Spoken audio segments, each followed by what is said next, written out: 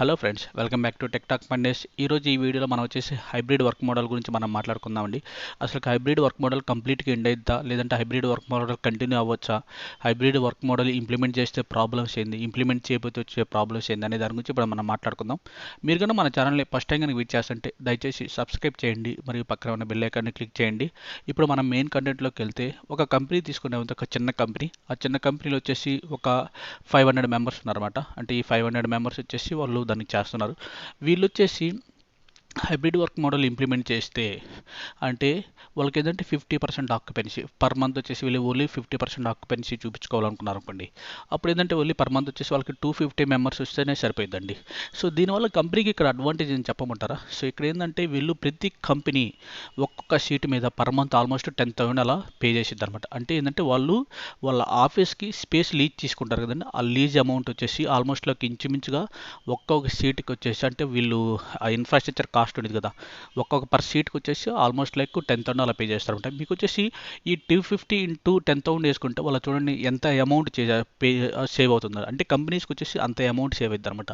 So మీరు ఏంటంటే ఇక్కడ వచ్చేసి ఒక 500 ఎంప్లాయీస్ ఉన్న కంపెనీని మీరు తీసుకుంటే అంత అమౌంట్ సేవ్ అవుతుందంటే, అలాంటిది మీరు వచ్చేసి పెద్ద పెద్ద కంపెనీలు ఎంఎన్సీలు చూసుకోండి, అంటే ఏంటంటే 1 lakh పీపుల్ 2 lakh ఎంప్లాయీస్ ఉన్న కంపెనీస్ తీసుకుంటే వాళ్ళకి ఎంత అమౌంట్ సేవ్ అవుతుంది అనేది మీరు ఒకసారి ఆలోచించండి. అంటే ఏంటంటే ఇక్కడ మీరు చూసేదంటే కంపెనీస్ వచ్చేసి దీనికి హైబ్రిడ్ వర్క్ మోడల్కి ఫేవర్గానే ఉంటాయండి. కాకపోతే అది ఎప్పుడు వీళ్ళు ఏంటంటే ఇంప్లిమెంట్ చేస్తారనేది 100% అనేది మనకి ఎగ్జాక్ట్గా అయితే మనం చెప్పలేము అనమాట. ఎందుకంటే దీనికి చాలా చాలా రీజన్స్ ఉంటాయి. అంటే ప్రాజెక్ట్ మీద డిపెండెన్స్ ఉంటుంది, లోకల్ గవర్నమెంట్ పాలసీస్ ఉంటాయి, ఇలా చాలా ఫ్యాక్టర్స్ ఉంటాయి అనమాట. వీళ్ళన్నింటినీ వాళ్ళు ఏంటంటే వేరీ చేసుకుని దాని ప్రకారం ఏంటంటే ఎంత పర్సెంటేజ్ హైబ్రిడ్ వర్క్ మోడల్ పెట్టాలనేది వాళ్ళు దాని ప్రకారం డిసైడ్ అవుతారు అనమాట. ఇక్కడ ఒక అడ్వాంటేజ్ ఏంటంటే చెప్పమంటారా? సో మనకి కరోనా వచ్చిన తర్వాత ఈ హైబ్రిడ్ వర్క్ మోడల్ అనేది ప్రూవ్ అయిపోయింది. అంటే ఏంటంటే ఇంతకుముందు ఏంటంటే ఆలోచించేవాళ్ళు వర్క్ ఫ్రమ్ హోమ్ ఇవ్వాలంటే వీళ్ళు ఇంట్లో నుంచి చేస్తారా లేదనేది. కాకపోతే కరోనా వచ్చేసి మనకు ఒక అడ్వాంటేజ్ చూపించింది అనమాట. అది ఏంటంటే వర్క్ ఫ్రమ్ హోమ్ ఉండటం వల్ల కూడా ప్రొడక్టివిటీ అయితే ఎక్కడ తగ్గలేదు. కాకపోతే ఏంటంటే కొందరు ఏదో మిస్యూజ్ చేశారంటే, వాళ్ళు ఏంటంటే రెండు జాబులు చేస్తా ఆ మూన్ లైటింగ్కి వెళ్ళి అలా కొందరు మిస్యూజ్ చేశారు, కానీ సాధ్యమైన తర్వాత ప్రొడక్టివిటీ అయితే ఎక్కడ తగ్గలేదండి. సో ఇదేంటంటే ఒక ప్రూవ్ చేసింది కాబట్టి కంపెనీస్ ఏంటంటే ఎంతో కొంత అమౌంట్, ఎంతో కొంత పర్సంటేజ్, ఒక 25% అవ్వచ్చు, 30% అవ్వచ్చు, ఒక 50% అవ్వచ్చు, వాళ్ళు ఏంటంటే నీకు హైబ్రిడ్ వర్క్ మోడల్కి వెళ్ళడానికి ఛాన్స్ ఉండిద్ది అనమాట. 100% హైబ్రిడ్ వర్క్ మోడల్కి అయితే వెళ్ళలేరండి. ఎందుకంటే కొన్ని క్లయింట్స్ ఉంటారు, వాళ్ళు వచ్చేసి బ్యాంకింగ్ క్లయింట్స్ ఇలాంటివి ఉంటాయి, ఫినాన్స్ క్లయింట్స్, వీళ్ళు వచ్చేసి వాళ్ళకి అన్నీ సెక్యూర్గా ఉండాలి కాబట్టి ఎక్కడ ఏ కంపెనీ 100% హైబ్రిడ్ వర్క్ మోడల్కి అయితే వెళ్ళలేదన్నమాట. సో ఇక్కడ మీరు చూస్తుందంటే కంపెనీకి వచ్చేసి ఈ మెయింటైన్ కాస్ట్, ఆపరేషన్ కాస్ట్ ఇవన్నీ చాలా తగ్గిపోతాయి అనమాట. సో అదేంటంటే కంపెనీస్కి చాలా అడ్వాంటేజ్ అక్కడికి వెళ్తే.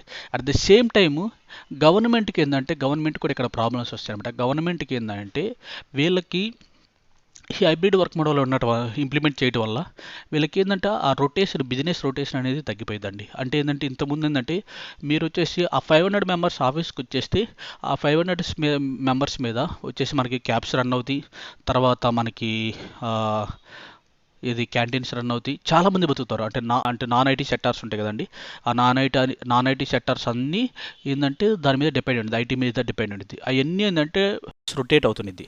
అలా కాకుండా కంపెనీ కనుక ఇంప్లిమెంట్ చేయకపోతే ఇవన్నీ ఏంటంటే ఆగిపోతాయి అనమాట. అంటే ఇక్కడ మీరు చూసిందంటే గవర్నమెంట్కి రెవెన్యూ కూడా తగ్గిపోయిందండి. ఇప్పుడు ఏంటంటే మీరు సింపుల్ లాజిక్, ఇప్పుడు నేను ఆఫీస్కి వెళ్తున్నానంటే నాకు ఫస్ట్ ఏంటంటే నేను కార్ తీస్తే నాకు ఏంటంటే పర్ మంత్ వచ్చేసి ఇంచుమించు 4,000 నుంచి 5,000 పెట్రోల్ ఖర్చు అయితే, అక్కడికి వెళ్ళిన తర్వాత నేను క్యాంటీన్లో తింటాను, అక్కడ ఏంటంటే పర్ మంత్ 3,000 ఇంచుమించు అయ్యిద్ది అనమాట. సో తర్వాత ఏంటంటే ఆ టీ కాఫీస్ ఇవని చెప్పేసి ఇంకో 2,000 పైన అడిషనల్గా ఏంటంటే ఓవరాల్ ఒక 10,000 వచ్చేసి నా ఎక్స్పెన్సెస్ ఉంటాయి. అంటే ఏంటంటే నేను పర్ మంత్ ప్రతి నెల నేను ఆఫీస్కి వెళ్తే ఇక్కడ ఈ 10,000 అనేది నేను ఆఫీస్కి వెళ్ళకపోతే అందులో నాకు ఒక 2,000 3,000 ఖర్చులు అవుతాయి, మిగతా 7,000 సేవ్ అవుతాయి. అంటే ఏంటంటే ఇక్కడ నాకు 7,000 సేవ్ అవుతున్నాయి, నాకు అది బెనిఫిట్. కానీ అట్ ద సేమ్ టైం ఏంటంటే గవర్నమెంట్కి అది బెనిఫిట్ కాదు. ఎందుకంటే గవర్నమెంట్కి ఎప్పుడైనా సరే బిజినెస్ రన్ అవ్వాలి, బిజినెస్ రన్ అయితేనే వాళ్ళకి ఏంటంటే ట్యాక్స్లు అవన్నీ వస్తాయి అనమాట. బిజినెస్ రన్ అవ్వకపోతే ఏంటంటే ఆ ట్యాక్స్లు అవన్నీ రావన్నమాట. సో ఒకవేళ చూస్తే ఇది గవర్నమెంట్కి ఎంతో కొంత ఇంపాక్ట్ ఉండేది అనమాట గవర్నమెంట్ మీద. అంటే బిజినెస్ బిజినెస్ రన్ అవుతానే ఉండిద్ది, వాళ్ళ ట్యాక్స్లు వస్తే బిజినెస్ రన్ అవుతే వాళ్ళ ట్యాక్స్లు రాలేదు కాబట్టి అక్కడ కూడా ఎంతో కొంత ఇంపాక్ట్ ఉండిద్ది. సో ఏంటంటే గవర్నమెంట్ అయితే నాకు తెలిసి అంత 100% హైబ్రిడ్ వర్క్ మోడల్ అయితే సపోర్ట్ చేయకపోవచ్చు. బట్ రైట్, కొన్ని సిచ్యువేషన్లో తప్పకపోతే ఏంటంటే వాళ్ళు కూడా ఏంటంటే రూల్స్ పాస్ చేయడానికి ఛాన్స్ ఉంటుంది అనమాట, ఎంతో కొంత హైబ్రిడ్ వర్క్ మోడల్ అనేది.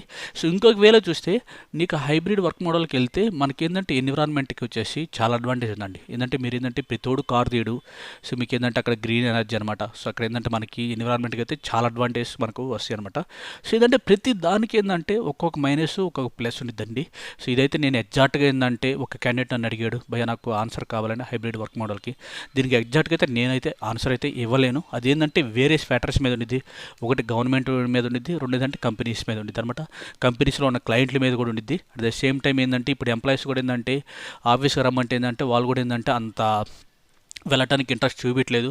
వాళ్ళు కూడా ఏం చేస్తున్నారంటే అంత కాకపోతే ఏంటంటే వేరే కంపెనీకి వెళ్ళిపోతారమంటున్నారు. అంటే ఏంటంటే ఇక్కడ యాట్రిషన్ ఎక్కువ ఉంది కాబట్టి వీళ్ళు డిమాండ్ చేయగలుగుతున్నారు వేరే కంపెనీకి వెళ్తారని. సో అలాంటప్పుడు ఏంటంటే ఎంప్లాయీస్ ఏంటంటే వాళ్ళకి క్లయింట్లు డెలివరబుల్స్ అన్నీ ఉంటాయి కాబట్టి వాళ్ళు తప్పకి హైబ్రిడ్ వర్క్ మోడల్ని సపోర్ట్ చేస్తున్నారు.